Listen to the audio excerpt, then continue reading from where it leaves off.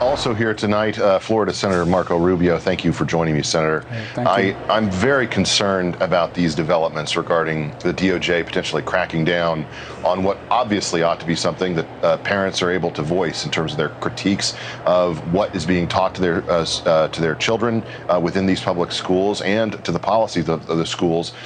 What is your reaction to this news regarding the DOJ?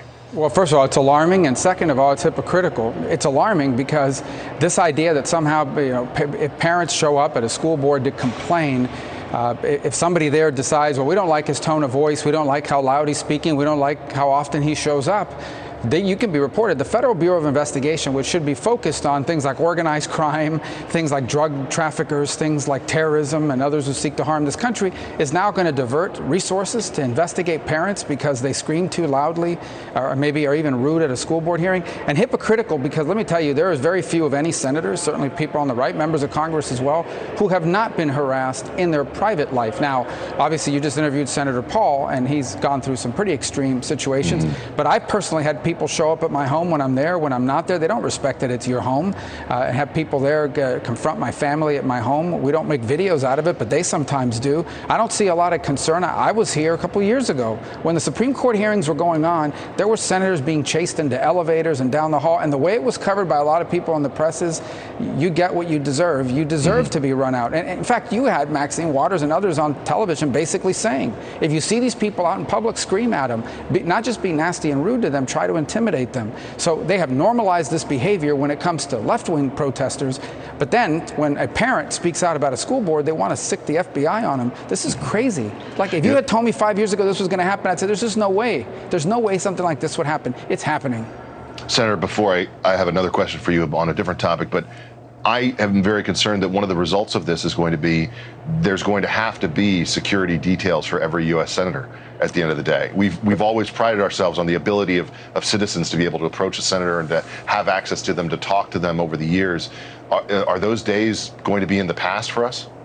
I don't think having a security detail for a member of Congress is possible. I don't think you could do that. You couldn't afford it. You couldn't hire enough people to do it. I don't know. That wouldn't be practical.